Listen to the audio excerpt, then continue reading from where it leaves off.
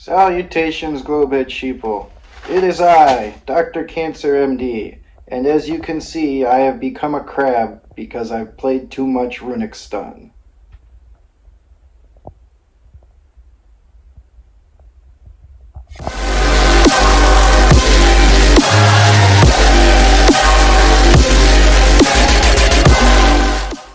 I know, more Runick Stun. But here's the thing, my list is actually quite non-standard. I do a lot of things differently from other people. I'm not just being a Globehead meta sheeple and following the herd. I've done really well with this deck. I got top 4 at a case tournament for Legacy of Destruction, and I went undefeated at literally 7 different locals, the largest of which was 33 people, and some of them were 5 rounds and went the whole thing undefeated. So I've been on quite a tear with this deck, so it is very effective. Uh, I'm doing a lot of things different, but we'll start the list off by showing what I'm doing the same. Well, besides playing no monsters in the main deck, that's different. But the stuff that's the same is Runick Tip at 3, Runick Flashing Fire at 3, Runick Freezing Curses at 3, Runick Destruction at 3, Runick Slumber at 3, and then here's where it differs a little bit, 1 Smiting Storm and 1 Golden Droplet. So I'm not playing Dispelling. I do like that card. I do think that I've tinkered around with that card, and it's on the table. It's an option I've considered just to have another name. But so far, with the way the deck's built, I declined to play it in this one, and I just wanted to fit other stuff. So then we got 2 Fountain and 1 Terra.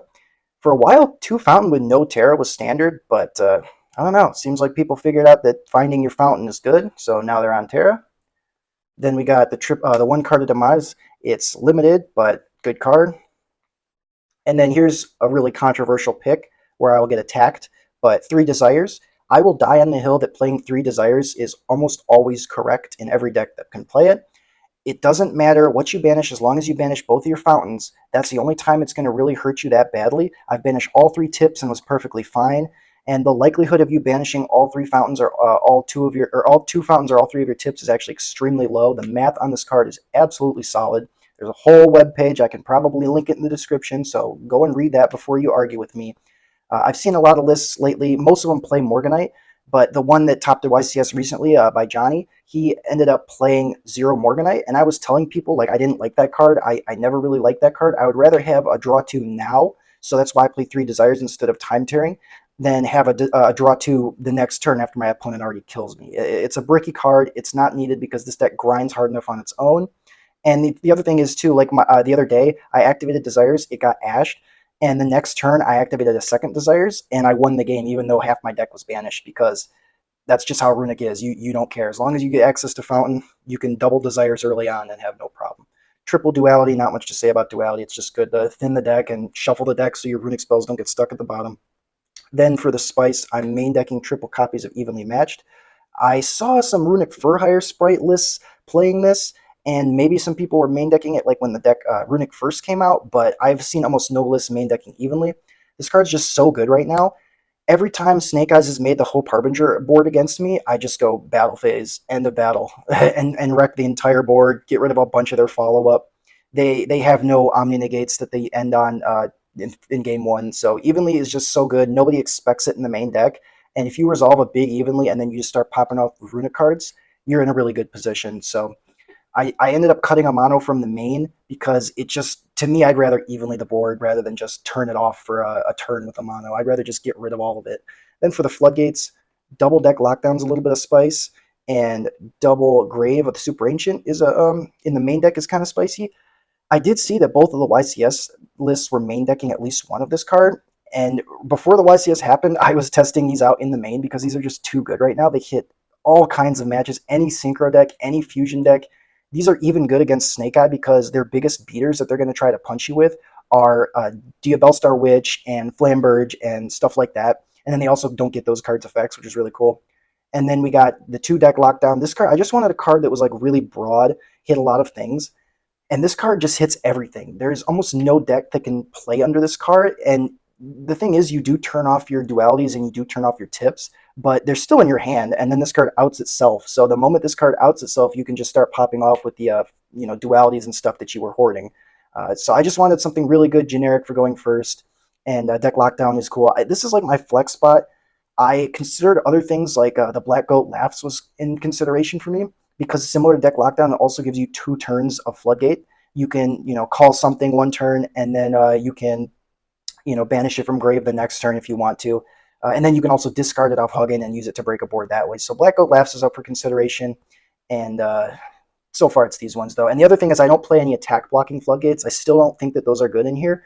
I gave an honest try to Synchro Zone and Messenger of Peace and Scrubbed Raid even, and I just never found those cards necessary because the Runick engine is able to block attacks on its own, and it's very, very efficient at doing that. And it was never good for me when I played those cards. I always just ended up wishing it was another floodgate that actually impacted my opponent's plays because they just SP banish it, or they'd always figure a way to out it because it wasn't really floodgating them. It was just saying you can't attack. It wasn't saying you can't play the game like this card does. So I don't believe you need those cards. It's a bit of a hot take, but they never worked out for me. So more floodgates. We got one Gozen match, one rivalry, one TC Boo, the three Musketeers of Stun. I saw that one of the YCS lists had cut Gozen because they were like, it's not good against the fire decks, but I would disagree with that because the fire decks also pivot into dark monsters a lot, and this will cut them off their entire extra deck. Or if you can lock them into Black Witch or Anima or SP, if you can lock them into any of those cards, the game is basically over. They have to play so stupid in order to get those cards off the field. They have to like tribute set something or do something really ridiculous like that. So yeah, Gozen's fine. Rivalry is the best one probably, and then Tika was obviously great too. Last card in the main deck, triple skill drain. Gotta love my beat up, heavily played copies. This card is insane. The only thing is you sometimes lose to this card yourself because, one, you can't protect with Hugin under this card, which really, really sucks. If you get ogred under skill drain, it's tough. And then the other thing is you lose in time with this card because it pays life points and it turns off your munin, which is your time win condition. So if there's only a couple minutes left, sometimes I side out skill drain. It feels really bad to do it because it's your best floodgate, but time becomes impossible to win sometimes. So then we got, for the extra deck, triple Hugin. Not much to say about Hugin's, just really good card, and it's mostly here to protect. The search effect does come up. It means your hand is kind of weak, and it always eats a hand trap. Like this card always eats ashes and imperms and everything like that. So I try not to use that effect if I don't have to, but occasionally it comes up. We got triple copies of Gary. I rarely go into all three of these, but it's nice to have in a grind game because this is one of the ones that you use to block your opponent's attacks. If they put a beater that's bigger than 2k on the field, or some important card like Birth or something, you can make them, force them to attack into this by, they won't be able to kill you unless they get rid of this card. And then when you use its effect to pop something, you either get rid of the big beater that's over 2k, or you get rid of the Birth or whatever card's threatening you. So Runick Engine's really good at blocking attacks, and this is the main way you do it. Because then if you kill anything over 2k, you can just sit on something with 2k defense or attack, and then they won't be able to get over it. So Munin, I played at 3. I see a lot of lists going to 2 for this one. I always liked having the third, especially for the mirror. The mirror is this is the most important card because you can preemptively summon it to negate destructions and all kinds of stuff like that. And then this is obviously your time win condition. If they try to imperm it in time, you can just banish itself to negate the imperm and still gain life, which is cute. And it also searches for Allure, which I heard is a pretty decent card. Then we got 2 Frecky. I was playing one of this for a long time. The reason I ended up bumping it up to 2 was because I realized this card is what helps you win when you get rid of all your fountains, or if your opponent is able to out your fountains. This is the card that you can grind with because it can get spells back from grave, and then it can also banish stuff when either your opponent attacks into it or you attack with it. So this is the best way to grind without your fountain. And then this is also here to prevent massive piercing damage or something because it can't take any battle damage. I was able to block a Chaos Max the other day at one of the more casual locals. So Frecky's cool. And then we got 1 Slepner. This is mostly here for stuff like Fenrir that's trying to swing, or if they're trying to make a Zeus play, just banish it at the start of the battle phase.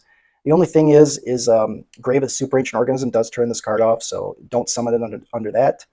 And the token effect never comes up with me, probably because I don't play Tyrant's Tirade. I think that card's cute, but it not only does it only work going first, but it also takes setup. And if your opponent in any way interrupts the setup, then you just have a dead card. I'd rather have deck lockdown and just lock them down immediately without having to fulfill any requirements like that. Then for the spicy link, I got Haggard Lizardos. I see this card being played in Melodious and stuff, but I haven't seen anybody put it in Runick Stun. Sometimes in this deck, you need a clear extra monster zone so that you can summon another Runick to it and activate a spell, because sometimes you won't be able to activate a Runick spell otherwise. So being able to clear any two monsters, and not only does it clear itself, it also draws a card. And drawing a card in this deck is very valuable. You could draw into another Runick spell if you need one, another Floodgate, whatever.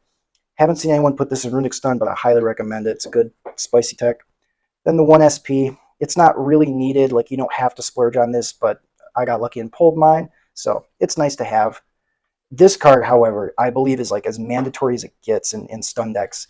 This might be the single best extra deck monster for stun decks. This card gets slept on a lot because, you know, it comes up 1 in every 10 rounds, so people say. Maybe in your meta deck it does, but in my stun deck, this thing comes up all the time. It's literally the biggest beat stick if you have access to, and sometimes if your fountain gets banished or something, but you're under skill drain, a lot of times opponents won't even be able to out this card. So being able to summon this card and then just set floodgates and pass, yeah, Typhon is quite disgusting in stun. Then we got the side, triple copies of Amano. I don't like this card in the main because I don't think it does enough going first.